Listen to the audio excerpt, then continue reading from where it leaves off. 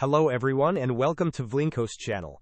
In today's video, I will show you how to fix Microsoft Visual C++ runtime errors on Windows 11.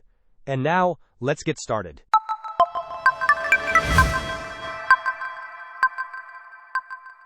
If you are encountering Microsoft Visual C++ runtime errors on your Windows 11 system, there are a couple of effective methods to resolve this issue. First, we will address the Visual C++ redistributable packages.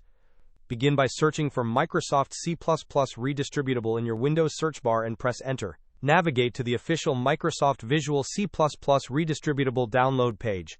Scroll down to find the x64 version and download it. Once the download is complete, open the downloaded file and follow the prompts to repair or install the package.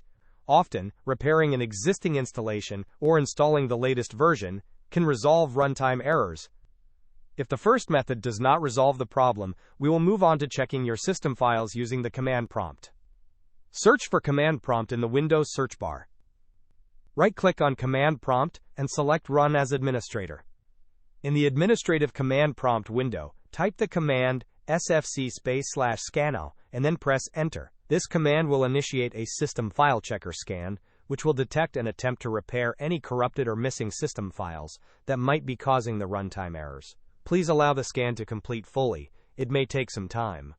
Hope this was helpful. Don't forget to like and subscribe if you enjoyed.